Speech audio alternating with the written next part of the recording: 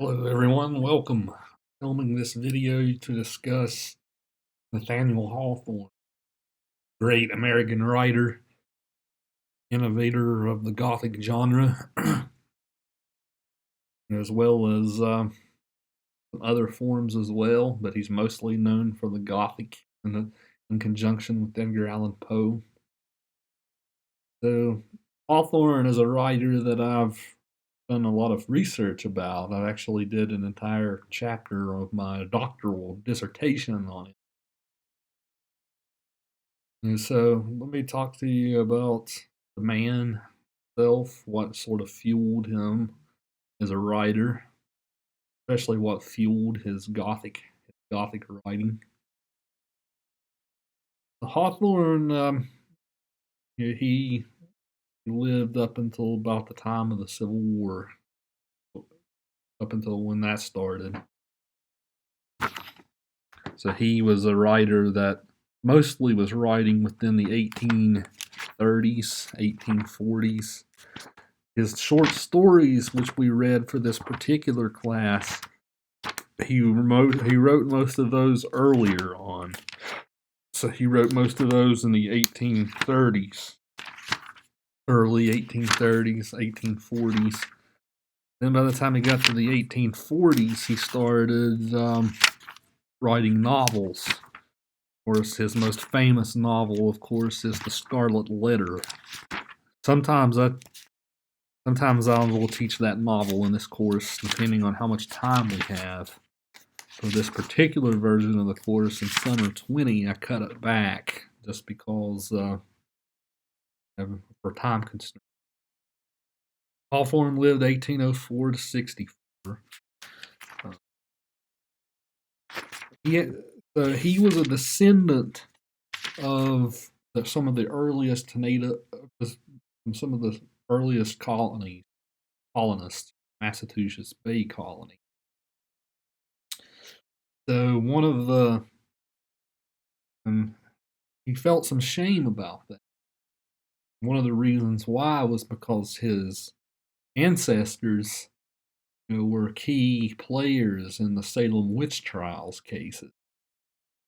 Hawthorne kind of felt that stain in his blood, so to speak, sins of his ancestors for what they did, within that community. I said you can read a little bit about that in the Norton introduction. But a lot of that was what fueled his fiction.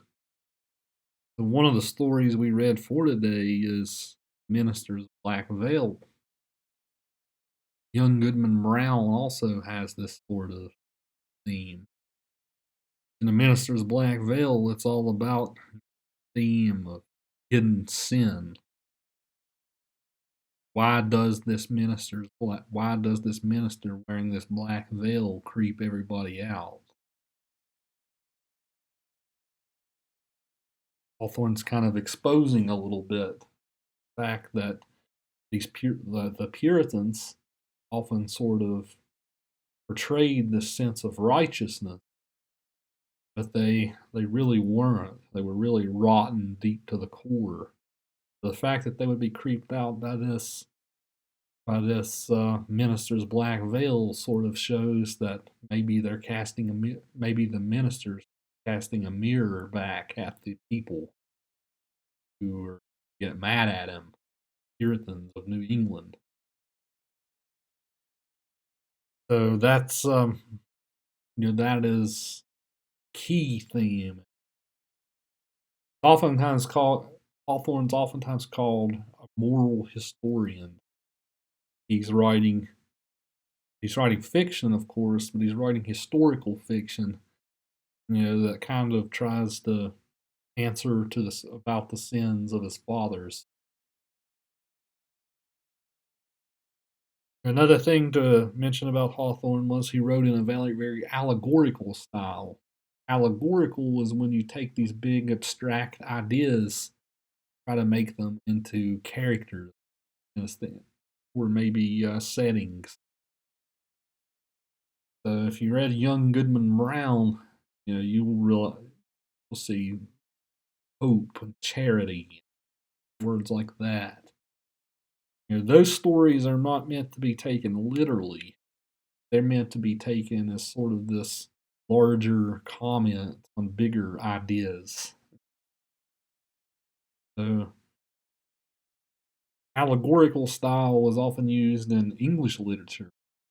There was writers like Edmund Spenser, who almost relied completely on allegory. Hawthorne definitely makes use of that, in his works. Oftentimes, his characters will stand in for a larger idea. As you read through Young Goodman Brown, that's something to consider too. Besides his Puritan origins, besides his Puritan origins narrative, this is something that I've written about, and that's Hawthorne's relationship with the medical profession. And so, I might have mentioned to you guys before in a previous video, but the medical profession at the time, anybody could claim to be a doctor. It didn't matter if you didn't really need any educational background, diploma, certification to be considered a doctor. So you had almost this whole free marketplace, people selling cures. So you had the traditional physician, you had homeopathic physicians, you had mesmerists. Mesmerists were physicians who used hypnosis here. Hawthorne, that was something that Hawthorne was actually wrote a lot about. Not in any of the stories we read today, but there. So, phrenology. I think phrenology is the one where you try to tell people's health through their facial features. There was all kinds of these different medical sects going on. But another one of Hawthorne's major themes is this idea of an overbearing scientist. That was often in the Jacksonian era, that was often associated with medical standard. There's this concern that doctors were more concerned about scientific advancement, advancing the needs of science, more so than they were concerned with the needs of the individual patient. So in the Birthmark story, that is there, to say the least. Have doctor in the story and his wife Georgiana learn that Georgiana is a beautiful, absolutely almost perfect woman, almost like an angel, except for that one little birthmark on her face. So the doctor in the story, nothing's wrong with Georgiana, right? She's perfectly healthy. He goes to all this trouble to try to get rid of that one imperfection in her. So you guys now know the story. Eventually he killed her because he took his science too far. If you read the end of the story, you can kind of see that Hawthorne's stories always kind of have some kind of moral to them. And the Birthmark, the very last passage on page 388 of her Norton. Alas, it was too true. The fatal hand had grappled with the mystery of life and was the bond by which an angelic spirit kept itself in union with a mortal frame. The last crimson tint of the birthmark, that sole token of human imperfection, faded from her cheek. The parting breath of the now perfect woman passed into the atmosphere, and her soul, lingering a moment near her husband, took its heavenward flight.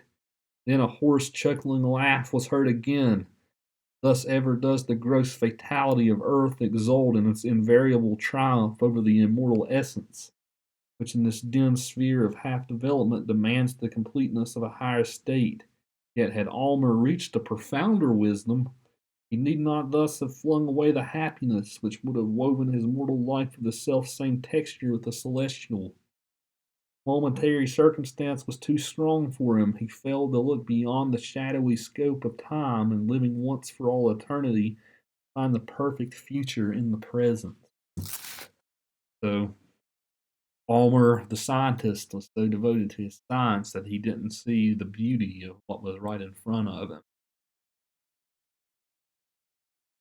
And so, in this, like I said, in this story, we get this kind of gothic trope, right, of this overbearing mad scientist type. Of course, you guys probably know that sort of trope too from works like Mary Shelley's Frankenstein. Everybody, even if you haven't read the book, everybody knows the trope of the mad scientist Frankenstein creating his creature. It's the same sort of trope with Hawthorne. He didn't trust anyone in the medical profession at the time. It's no wonder, right? Anybody could claim to be doctors. Nobody really seemed to care about the patient. Everybody seemed more concerned about advancing their wealth or advancing science, something of that nature. And so,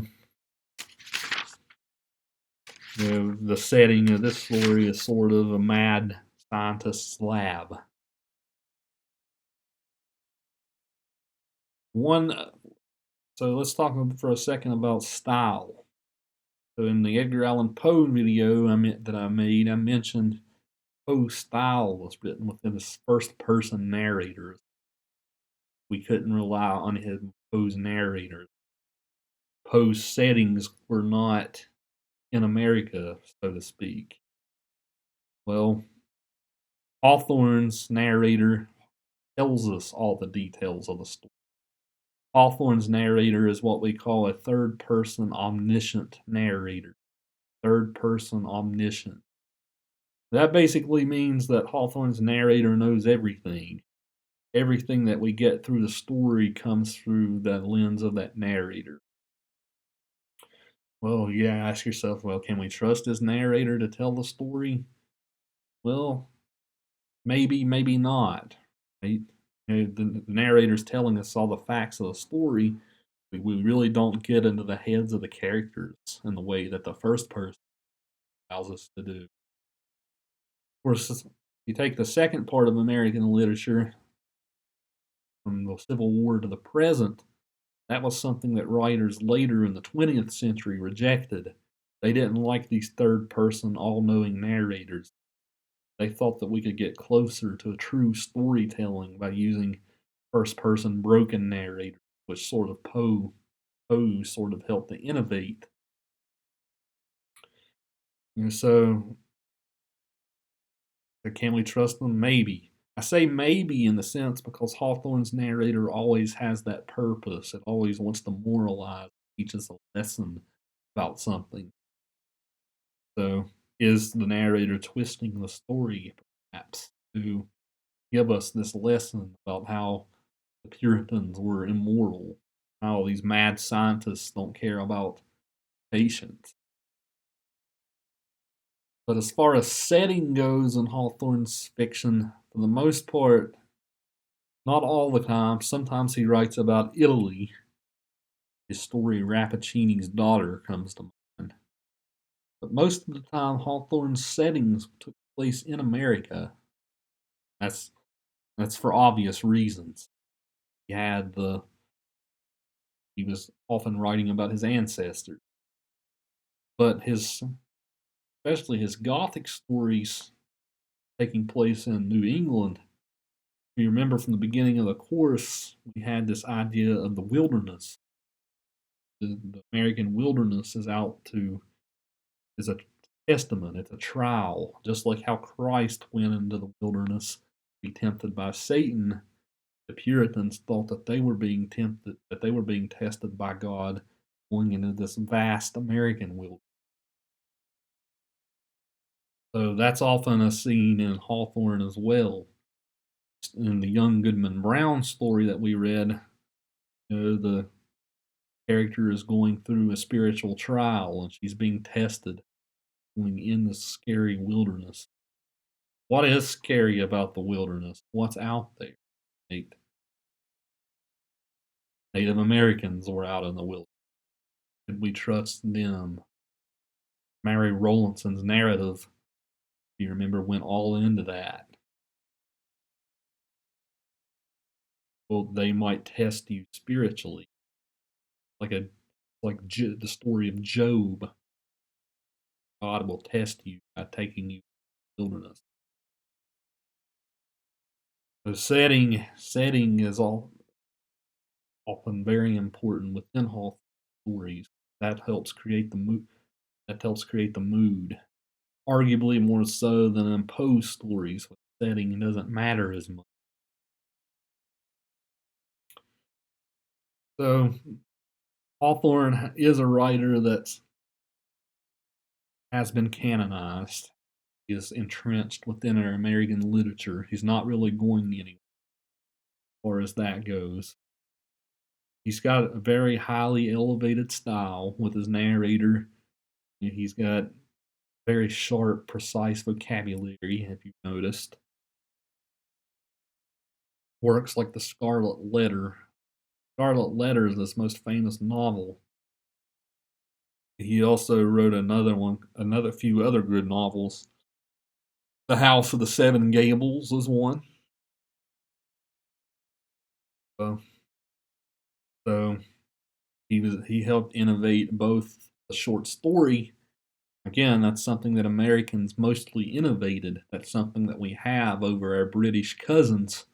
We helped innovate the short story as a form, whereas the British helped more did the novel. But Hawthorne was an important early novelist for us as well as a short story writer. Hawthorne didn't really experiment with poetry too much. He was mostly involved with prose, whereas Poe invested his time in both avenues. Hawthorne did not make a complete living off of his writing. He worked also as a customs officer. If you read the beginning of the Scarlet Letter, he goes into detail about it's almost a satire of his time as a customs officer, working under a certain presidential administration. Hawthorne was a Whig. There was two parties at the time, Whig and Democrat, before the Republican. Whig Party later integrated and sort of evolved into the Republican Party. Lincoln was the president. Read more about that. Google it. So hopefully that gives you a little bit of detail about Hawthorne. Hopefully that gives you a way into reading 3 short stories that we're reading for today. And should be it. Here, guys. See you next time for more